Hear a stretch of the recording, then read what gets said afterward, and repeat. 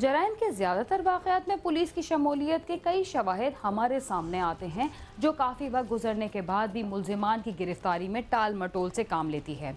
ये भी इल्ज़ाम लगाया जाता है कि पुलिस अपनी मर्जी से FIR का इंदिराज करते हुए उस फरीक का ज़्यादा साथ देती है जिसकी माली हैसियत मजबूत होती है, और यही FIR आगे चलकर पूरे मुकदमे पर असरअंदाज होती है, जिसके बाद मुतासरीन को इंसाफ भी नहीं मिलता और वो अपनी जमा पूंजी मुकदमात के अंदर करने के बाद हमेशा के लिए खामोश होकर अपने घर बैठ जाते हैं।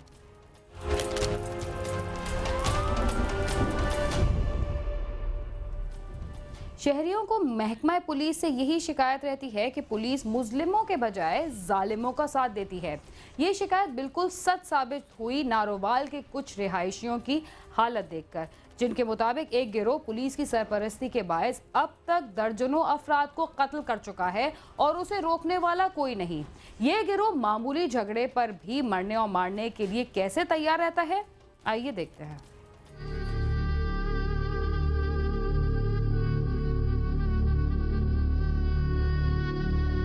नारोवाल के नवाही इलाके जस्टर के रहायशी साबिक यूनियन नाज़म चौधरी हमद पड्डा का बेटा मोहम्मद अजीम जावेद मैट्रिक का तालिब इल्म था। 3 हफ्ते कबल हमद पड्डा के भांजे का मकामी रहायशी अरसलान वगैरह से मामूली तलकलामी पर झगड़ा हुआ तो अरसलान और उसके साथियों मोहम्मद आसफ, इमरान पटवारी वगैरह ने उसे तशद्दुद का निशाना बनाया, जिससे वो जख्मी हो गया। हमद पड्डा के भाई तारक पड्डा ने इस झगड़े पर थाने में दरख्वास्त दे दी, मगर पुलिस की तरफ से कोई कार्रवाई न हुई। मेरे भांजे ने जस्टर बाईपास के उत्ते बड़ा वहशियाना तशद्दुद किया और जिस तरह फिल्मां दे विच इकट्ठे हो गए लोग इकट्ठे हो जाते हैं चार च, फिर बदमाश ते बदमाशी करते हैं, इस तरह इन्होंने बदमाशी की है। मैं बाईपास रस्ते तो मैं गुजर रहा था ते इन्होंने सारे इन्होंने लड़के इन्होंने मैनू उत्थे फड़ लिया। ए विच इन्होंने अब्बा इन्हों दे नाल ही भाई चाचू सारे इकट्ठे हैं ते इन्हों के हाथ च सड़िए फड़े हैं, कोई राइफल दे इन्होंने बट मारे, इन्होंने काफ़ी ज़्यादा तशद्दुद किया ते जिहड़ा चलान आंदा ही उन्होंने भी विच मारदे हैगे सन।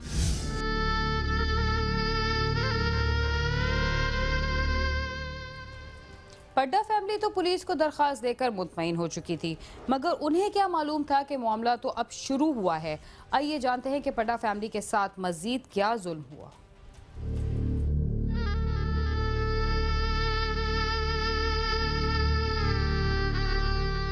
अगले रोज मोहम्मद अजीम अपने भाई मोहम्मद वसीम और 2 कजनों के हमरा मेडिकल स्टोर से दवाई लेकर मुल्ज़मान के घर के करीब एक चौक में जा खड़े हुए तो अरसलान वगैरह वहां आ गए और उन्हें गन पॉइंट पर धमकियां देते हुए वहां से जाने को कहा। इस पर उनकी तलक कलामी हुई तो अरसलान और उसके साथियों ने उन पर अंधाधुंध फायरिंग कर दी, जिसकी जद में आकर मोहम्मद अजीम जख्मी हो गया तो मुल्ज़मान वहां से हवाई फायरिंग करते हुए फरार हो गए। जख्मी को फौरी तिब्बी इमदाद के लिए अस्पताल ले जाया गया, जहां से डॉक्टरों ने उसे हालत तशवीशनाक होने पर लाहौर रेफर कर दिया। मोहम्मद अजीम को तिब्बी इमदाद के लिए लाहौर ले जाया जा रहा था कि वो रास्ते में ही दम तोड़ गया। ਅਸੀਂ अपने कदम का पता लैन गया नारोवाल, ਉਹਦਾ 2 दिन पहला झगड़ा होया सी ते ਅਸੀਂ ਸਾਰੇ ਲਾਹੌਰ ਸਾਂ अपनी खाला ਦੇ खत्म ਤੇ ਜਦੋਂ ਦਾ ਪਤਾ ਲੈਣ ਗਿਆ ਤੇ ਉਹਨੂੰ ਲੈ ਕੇ ਉੱਥੋਂ ਮੈਡੀਸਨ ਲੈਣ ਜਾਣਾ ਸੀ, ਕਜ਼ਨ ਨੂੰ ਨਾਲ ਲਿਆ ਸੀ ਤੇ ਅਸੀਂ ਮੈਡੀਸਨ ਲੈਣ ਵਾਸਤੇ ਚਲੇ ਗਏ। ਰਸਤੇ 'ਚ ਜਾ ਕੇ ਕਜ਼ਨ ਨੇ ਪੁੱਛਿਆ, ਮੇਰੇ ਤਾਇਆ ਬੂ ਦਾ ਬੇਟਾ ਸੀ ਨਾਲ ਸਾਡੇ, ਉਹਨੇ ਕਿਹਾ ਕਿ ਜਿਨ੍ਹਾਂ ਨਾਲ ਤੇਰਾ ਝਗੜਾ ਹੋਇਆ ਉਹ ਕਿੱਥੇ ਰਹਿੰਦੇ ਨੇ, ਕੀ ਹਿਸਾਬ। ਅਸੀਂ ਉਹਨਾਂ ਦੇ ਘਰ ਵੱਲ ਨੂੰ ਚਲੇ ਗਏ ਹਾਂ, ਉਹਨਾਂ ਦਾ ਘਰ ਕ੍ਰਾਸ ਕਰਕੇ ਅਸੀਂ ਅੱਗੇ ਜਾ ਕੇ ਖੜੇ ਹੋਏ ਹਾਂ। ਅਸੀਂ ਉਹਨਾਂ ਦੇ ਘਰ ਤੋਂ ਬੈਕ ਸਾਈਡ ਤੇ ਕੋਈ 2-3 ਕਿੱਲੇ ਹਟਵੇਂ ਖੜੇ ਹਾਂ ਅਸੀਂ, ਤੇ ਉਹਨਾਂ ਦਾ ਲੜਕਾ ਅਰਸਲਾਨ ਜਿਹੜਾ ਵਾ ਉਹ ਕੰਧ ਤੇ ਚੜਿਆ ਵਾ ਤੇ ਉਹਦੀ ਤਲਖਰਾਮੀ ਹੋਈ ਹੈ ਭਾਈ ਦੇ ਨਾਲ। ਤੁਸੀਂ ਕੀ ਨਾਲ ਲਿਖਿਆ, ਅਸੀਂ ਕਿ ਇੱਥੇ ਹੀ ਆ। ਉਸ ਤੋਂ ਬਾਅਦ ਉਹਨੇ ਰਾਈਫਲ ਫੜੀ ਹੈ, ਉਹ ਖਲੋ ਗਿਆ ਸਾਡੇ ਵੱਲ, ਜਿਹੜਾ ਦੌੜੇਗਾ ਨੱਸਿਓ ਨਾਲ ਫੈਰ ਮਾਰ ਦੇਣਾ ਸਾਨੂੰ ਅਸਾਂ।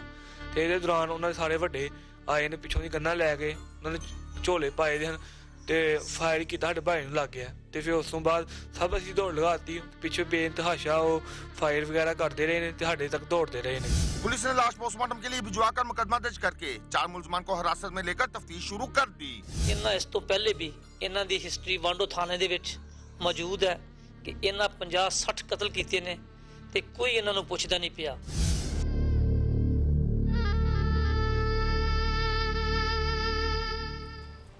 मोहम्मद अजीम कत्ल केस में पुलिस क्या कर रही है और मुल्ज़िमान के साथ क्या सलूक हो रहा है, आइए जानते हैं।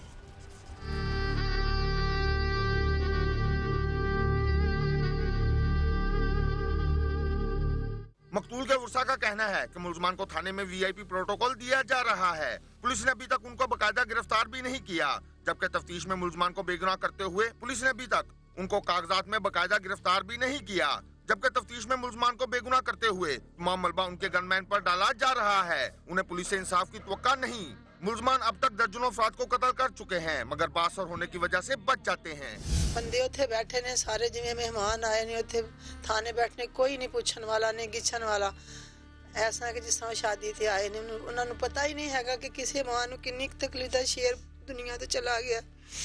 उत्थे मेरे बेटे दियां किताबां ने, उत्थे मेरे पुत्र दी बस्ते ने। डीपीओ साहब अगे जाकर रिक्वेस्ट की है कि जनाब ये 50 कतल 60 अगे किए हुए ने, इन्हां दी गिरफ्तारी पा के ये मुलजम ने इन्हां नूं जेल भेजो।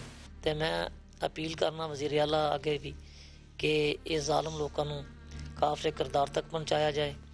ऐसे लोग माशरे दे विच नासूर ने, जिन्ना मेरा एक मासूम फुल जिहड़ा सी उम्र जा दिता है। ते मेरी अपील है कि सानू इंसाफ दिलाया जाए। मकतूल के वर्सा ने वज़ीर आज़म मियां नवाज शरीफ और वज़ीर आला पंजाब से मुतालबा किया है कि उनकी दादरसी की जाए और मुलजमान को जल्द अज जल्द कैफरे किरदार तक पहुँचाया जाए, जबकि वर्सा को भी तहफ़्फ़ुज़ फराहम किया जाए, क्योंकि मुलजमान की तरफ से मुसलसल धमकियाँ मिल रही हैं। साथी रिपोर्टर मियां मोहम्मद शफीक के साथ आमिर शहजाद, समा, नारवाल।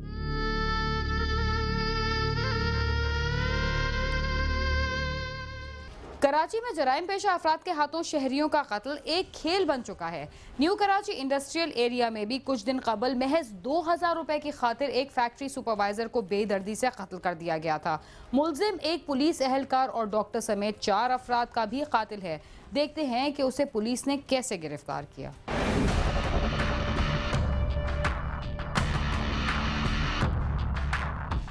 कराची में मौत की कीमत भत्ते की सूरत में कई करोड़ रुपए भी हो सकती है और सिर्फ 2000 रुपए भी, इसलिए कि जराइम की दुनिया से ताल्लुक रखने वाले अफराद का अपना अपना तरीकाकार है और वो जुर्म भी अपनी हैसियत के मुताबिक करते हैं। न्यू कराची इंडस्ट्रियल एरिया में एक नौजवान ने फैक्ट्री के सुपरवाइजर को महज 2000 रुपए की खातिर कत्ल कर दिया, मगर पुलिस ने उसे सीसीटीवी फुटेज की मदद से पकड़ ही लिया। ये फुटेज पिछले कई दिनों से मुख्तलिफ टीवी चैनल्स पर दिखाई जा रही थी। ये एक वीडियो चली थी जिसमें तमाम अहम जो चैनल्स हैं उस पे वो हम सब ने देखी, जिसमें 3 लोग थे, जिसमें अब्दुल रहीम जो था ये सबसे आगे था। इसने एक सलीम नामी मैनेजर था एक फैक्ट्री का, उसको भत्ता ना देने की सूरत में मारा, टारगेट किलिंग की। एसएसपी सेंटर उसकी टीम ने ये तकरीबन 3 या 4 दिन में रेड्स करके डिफरेंट जगहों पे इसको गिरफ्तार किया और इस वक्त ये आपके सामने है। सीसीटीवी फुटेज में नजर आने वाला ये कातिल शेरशाह से पुलिस की गिरफ्त में आया और उसने इतराफ़े जुर्म करने के साथ इस कत्ल को अपनी मजबूरी का नाम दे दिया, इसलिए कि उसके पास शायद इसके अलावा कोई और बहाना ही नहीं था। मुलजिम ने एतराफ़ किया कि सियासी जमात के रुकन अनवर और अहमद ने सुपरवाइजर को ना मारने पर कत्ल की धमकी दी थी। जब अनवर ने भेजा मैं सीधा फैक्ट्री में चला गया। सब अयाज साथ में था। अनवर ने अयाज को बुलाया फ़ोन करके, अयाज को मेरे साथ भेजा। अनवर अयाज को अच्छी तरह पहचानता है, वो लोग अपनी ज़ुबान में बात भी करते थे। फिर जब अयाज आया मेरे को अयाज अपने साथ ले गया फैक्ट्री में। फिर वहाँ जाने के बाद फिर वो फैक्ट्री वाले से मैंने बात की। मैंने बोला मेरे को अनवर ने भेजा। उसने बोला कि क्यों? मैंने बोला, उसने जाके बोला कि आपके पास आऊँ और उसका नाम लूँ, आप मुझे पैसे दोगे 2000 रुपये।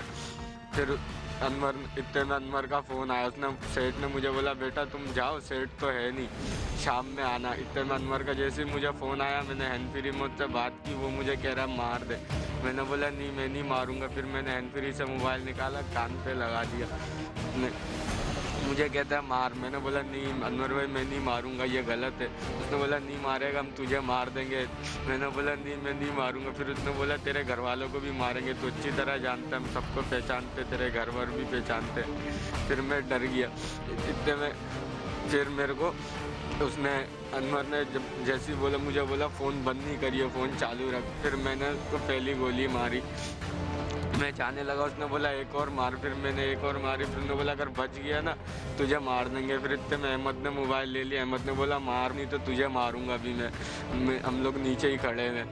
फिर मैंने उसके मुंह पे मार के मैं भाग गया वहाँ से।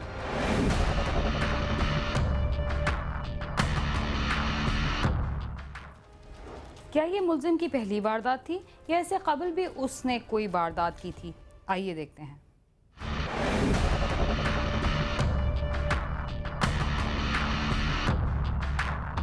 मुलजिम ने अपनी बेगुनाही साबित करने के लिए जो बयान दिया वो अपनी जगह, मगर उसकी सौतेली मां ने उसके करतूतों से पर्दा उठाते हुए कुछ और ही बयान दिया।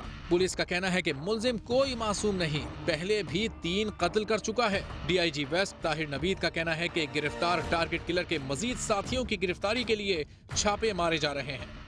अब हमारा काम है कि जी इसकी तफ्तीश जो है वो प्रॉपर तरीके से की जाए, इंटरोगेशन की जाए, ताकि मज़ीद जो वारदात हैं, स्पेशली कराची पुलिस का जो एक चैलेंज है वो है भत्ता ख्वारी। तो ये जो अब्दुल रहीम है ये मज़ीद वारदात में भी शामिल था, जिसका रिकॉर्ड भी हमारे पास है। इसके 3 साथी हैं जिसके ऊपर हम रेड्स कर रहे हैं और इंशाल्लाह बहुत जल्द वो भी आपके सामने आए। मुझे बिल्कुल शर्मिंदगी है, पर मैं ऐसा नहीं हूँ। मैं अच्छा लड़का हूँ, मैं काम काज करता था। मेरे को अनवर बुला के लेके जाता था जलसे मलसे में। सब मैं बॉयलर का कारीगर हूँ, टाइम फैक्ट्री का। मैं कल उधर बॉयलर चलाता था। मेरे अब्बू के साथ ही मैं काम करता था।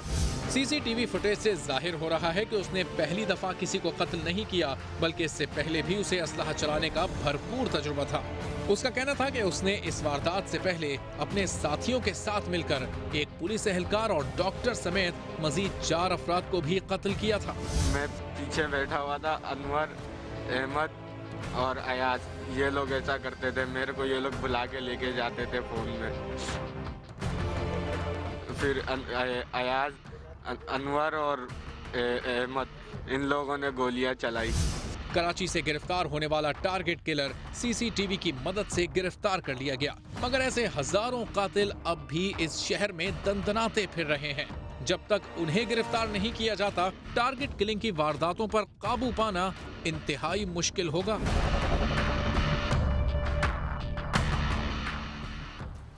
इसके साथ ही क्राइम सीन अपने इख्तिताम को पहुंचता है। अगर आप हमसे रब्ता करना चाहते हैं तो हमारा पता है cs@sama.tv। इसके अलावा फेसबुक और ट्विटर पर भी हमसे रब्ता कर सकते हैं। बीना खान और क्राइम सीन की टीम को इजाज़त दीजिए और देखते रहिए समा।